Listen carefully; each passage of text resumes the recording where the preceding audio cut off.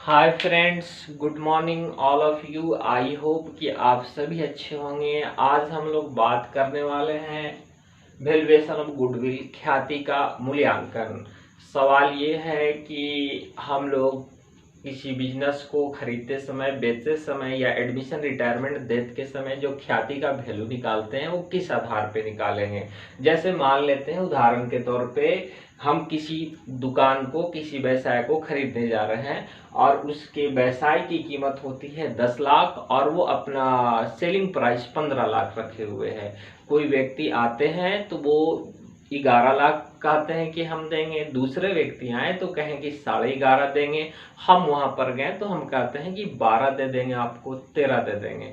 तो सवाल है कि ये किस आधार पे जो 1 लाख, 1.5 लाख, 2.5 लाख, 3 लाख जो बेसी दिया जा रहा है, एक्सेस अमाउंट दिया जाता है, एसेट से ज्यादा दिया जा रहा है, गुडविल की जो रकम दी जा रही है वो किस आधार पे। ये तो कोई गेम या जुआ तो है नहीं कि आप इतना दे रहे हैं तो हम इतना देंगे, आप उतना। तो उसका कुछ ना कुछ क्या है, बेस है, आधार है। बेस क्या है, या तो प्रीवियस ईयर के प्रॉफिट के आधार पे गुडविल का वैल्यूएशन किया जाता है, और नहीं तो पूंजी कैपिटल पे देखा जाएगा कि कैपिटल पे कितना रिटर्निंग, ये बिजनेस जो है पूंजी जितना इन्वेस्ट किया उस पे कितना % रिटर्निंग मिल रहा है, ये देखा जाता है। इस आधार पे गुडविल का वैल्यूएशन किया जाता है।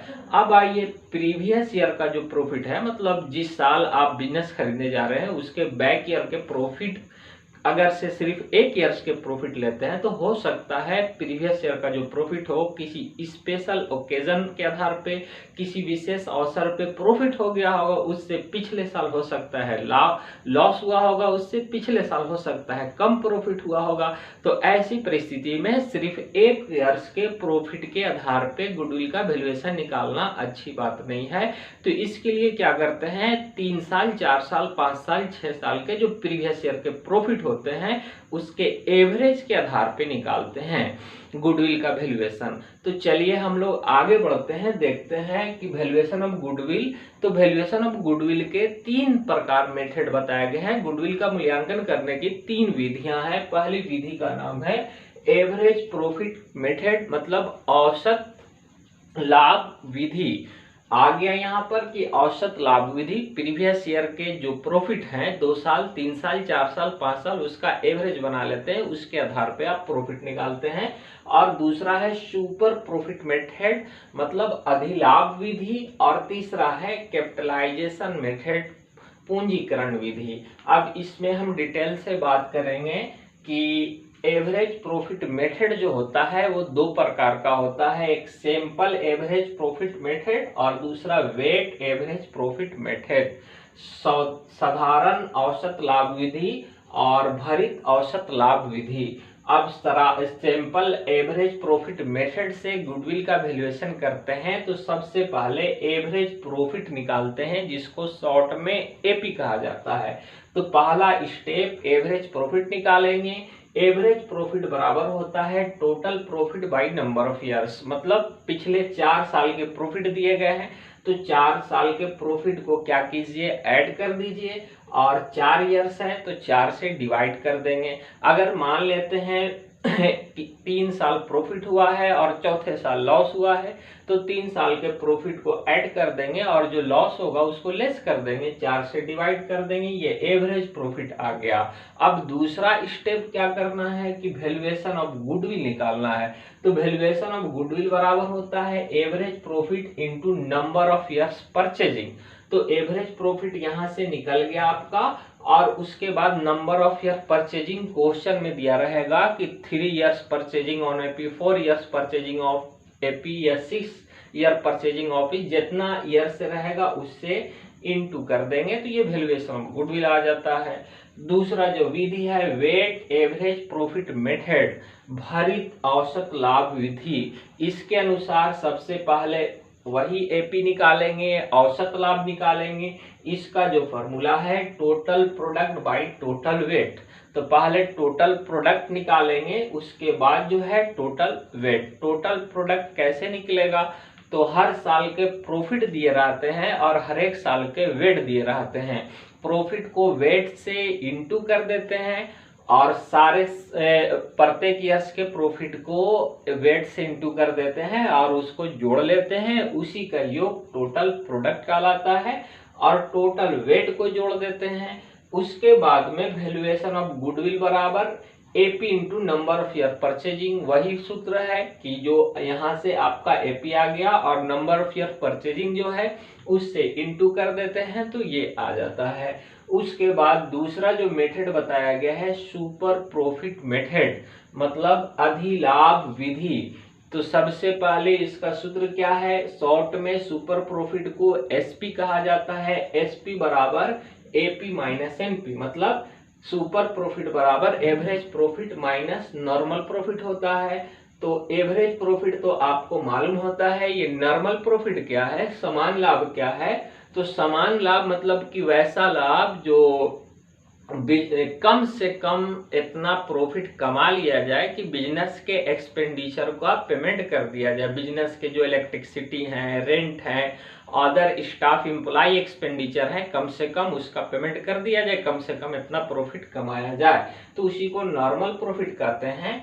और नॉर्मल प्रॉफिट क्वेश्चन में हमेशा कैपिटल पे परसेंटेज के रूप में दिया रहता है। मान लेते हैं कैपिटल 4 लाख है और कहा कि इस पे नॉर्मल रेट ऑफ रिटर्न एनएनआर या पूंजी प्रत्याय की दर 10% है, तो 4 लाख का 10% कितना होगा, निकाल लेंगे उसको, 40,000 हो जाएगा। तो एवरेज प्रॉफिट में से नॉर्मल प्रॉफिट घटा देते हैं तो सुपर प्रॉफिट आ जाता है, अधिलाभ आ जाता है। उसके बाद वैल्यूएशन ऑफ गुडविल बराबर super profit into number of year purchasing.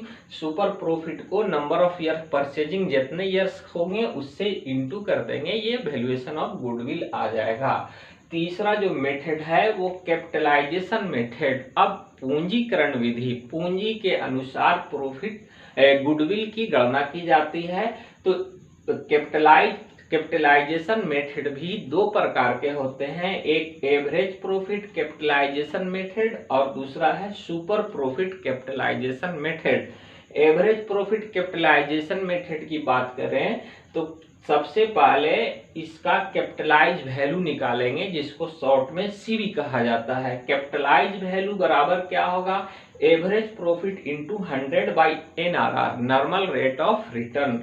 Average profit तो आप लोग को मालूम है, बुक में दिया होगा क्वेश्चन में, ठीक है। नहीं तो एवरेज प्रॉफिट निकाल लेंगे, मतलब total profit number of year जैसे यहाँ निकाला जाता है उसी तरह एवरेज प्रॉफिट निकाल देंगे इंटू 100।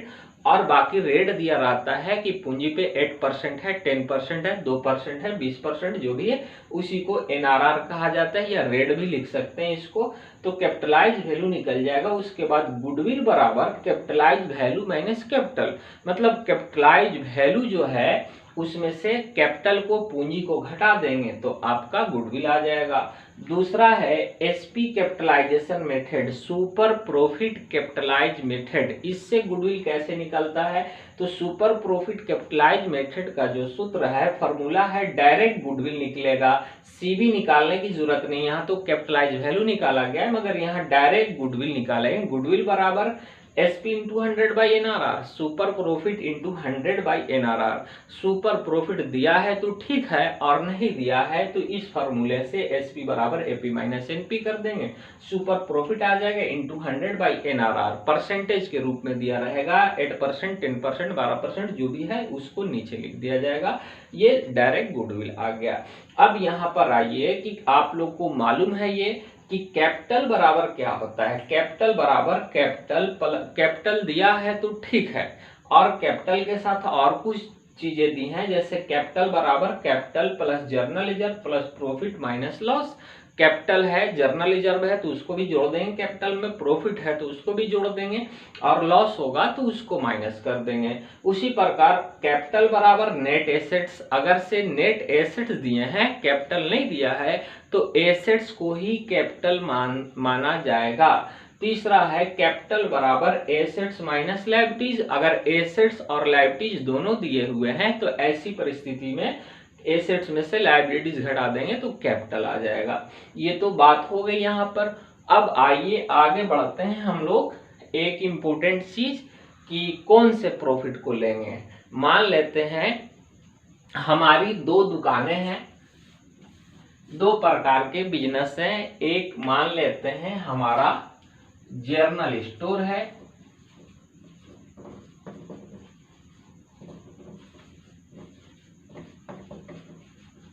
एक साइकिल स्टोर है, एक जर्नल स्टोर है। ठीक, हम जो है जर्नल स्टोर को बेचना चाह रहे हैं, सेल करना चाह रहे हैं, और हमारा जो टोटल प्रॉफिट होता है 10,000 होता है। टोटल प्रॉफिट होता है 10,000। जर्नल स्टोर से हमको प्रॉफिट हुआ है 4,000 और साइकिल स्टोर से हुआ है हमको 6,000 प्रॉफिट है। और हम जर्नल स्टोर को बेचना चाह रहे हैं, और जर्नल स्टोर को बेचना चाह रहे हैं तो हमारा टोटल प्रॉफिट 10,000 है दोनों से मिला के। और टोटल प्रॉफिट 10,000 है तो बताइए, हम अगर से कहेंगे कि हमारे जर्नल स्टोर को आप ले लीजिए और हमको टोटल प्रॉफिट हुआ है 10,000, तो आप जो गुडविल का वैल्यूएशन लगाइएगा टोटल प्रॉफिट के आधार पे लगाइएगा। ये सिर्फ जर्नल स्टोर के, आप तो खरीद रहे हैं जर्नल स्टोर, तो प्रॉफिट किसके प्रॉफिट की बात होगी? जर्नल स्टोर की। तो अगर से जर्नल और स्टोर का प्रॉफिट नहीं दिया है, कहा है कि साइकिल स्टोर का प्रॉफिट 6,000 है और टोटल प्रॉफिट 10,000, इसका मतलब यह है कि जर्नल स्टोर का प्रॉफिट इसमें शामिल है तो उसको हटाना होगा। तो ऐसी परिस्थिति में क्या होगा, टोटल प्रॉफिट में से 6,000 प्रॉफिट घटा देंगे, इसको कहा जाएगा एबनॉर्मल प्रॉफिट, है ना। ये तो नॉर्मल प्रॉफिट है, असामान्य प्रॉफिट दूसरे जगह प्रॉफिट है उसको घटा दिया जाएगा।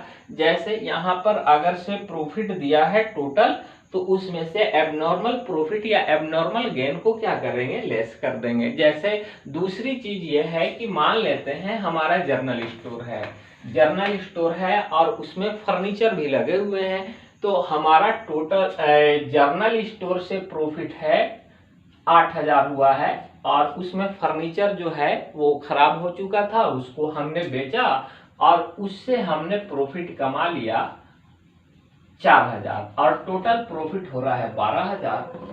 तो हम किसकी बात करेंगे, जर्नल स्टोर बेचा है फर्नीचर तो एबनॉर्मल प्रॉफिट है, नॉर्मल प्रॉफिट तो नहीं है, तो हमेशा 8,000 की बात होगी ना। तो अगर से ये 8,000 नहीं दिया है तो क्या करेंगे, टोटल प्रॉफिट 12,000, कहा कि फर्नीचर का भी प्रॉफिट 4,000 उसको शामिल है, तो प्रॉफिट में प्रॉफिट जोड़ने से प्रॉफिट बढ़ गया होगा, ऐसी परिस्थिति में लेस कर देंगे, जस्ट अपोजिट कर देंगे।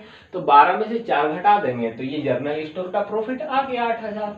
तो उसी प्रकार बात समझ में आ गई होगी आपको कि प्रॉफिट में से एबनॉर्मल प्रॉफिट या गेन को लेस कर देंगे। जैसे profit on sale of fixed assets या अदर कोई भी प्रॉफिट है तो वो प्रॉफिट में से एबनॉर्मल प्रॉफिट को लेस कर देंगे जो व्यवसाय का प्रॉफिट नहीं है। दूसरा जो है, अगर से प्रॉफिट दिया है तो उसमें एबनॉर्मल लॉस को क्या करेंगे, ऐड कर देंगे। क्यों ऐड कर देंगे, मान लेते हैं आपका ये टोटल प्रॉफिट 12,000 है और ये एबनॉर्मल लॉस बताया जा रहा है 4,000 है, एबनॉर्मल लॉस बताया जा रहा है 4,000 है। तो इसका मतलब क्या हुआ कि इस लॉस को शामिल करने के बाद आपका टोटल प्रॉफिट कितना है, 12,000। तो प्रॉफिट में लॉस को शामिल किया होगा जिससे प्रॉफिट घटा होगा कि बढ़ा होगा, प्रॉफिट में लॉस शामिल करने से प्रॉफिट क्या हो गया होगा, घट गया होगा, तो अब उसको बढ़ाना पड़ेगा। इसका मतलब जर्नल स्टोर का प्रॉफिट कितना है, 12,000 प्लस 4,000 कितना हो गया, 16,000। बात समझ में आ गई, तब ना 16,000 में से 4 घटाएंगे तो 12 आ जाएगा। तो ये समझ में आ गया, प्रॉफिट प्लस एबनॉर्मल लॉस को ऐड कर देंगे। उसी प्रकार अगर से लॉस दिया हुआ है तो लॉस में एबनॉर्मल प्रॉफिट को ऐड कर देते हैं। अगर से लॉस दिया है तो उसमें एबनॉर्मल लॉस को क्या करेंगे, माइनस कर देंगे। जाहिर सी बात है, लॉस में लॉस को शामिल किया है जिससे लॉस बढ़ गया है, ऐसी परिस्थिति में जो एबनॉर्मल लॉस है उसको घटा दीजिए। उसके बाद प्रॉफिट दिया है और लिखा है एक्सक्लूडेड बिजनेस एक्सपेंसेस, मतलब प्रॉफिट दिया है तो प्रॉफिट कौन से प्रॉफिट की बात होगी, बिजनेस के शुद्ध प्रॉफिट की, मतलब उसमें से बिजनेस के सारे एक्सपेंडिचर को घटाने के बाद जो आएगा उसी प्रॉफिट को लेते हैं। तो इसका मतलब एक्सक्लूड मतलब शामिल करना है, शामिल नहीं हुआ है बिजनेस एक्सपेंसेस, जैसे इंश्योरेंस प्रीमियम है, डिप्रिसिएशन ऑन फिक्स्ड एसेट्स है, या फिर रेंट है, या स्टाफ सैलरी वगैरह है, जो नहीं दिया है तो जाहिर सी बात है प्रॉफिट में से देना जरूरी है। उसके बाद प्रॉफिट जो आएगा वही शुद्ध प्रॉफिट होगा। तो प्रॉफिट में से exclude business expenses, insurance, depreciation, rent है, स्टाफ सैलरी है, ये सारी चीजों को लेस करने के बाद जो आएगा उसी प्रॉफिट को लिया जाएगा एवरेज प्रॉफिट बनाते समय, बिजनेस का प्रॉफिट करते समय। उम्मीद है कि आप लोग को ये बातें समझ में आई होंगी। Okay, thanks.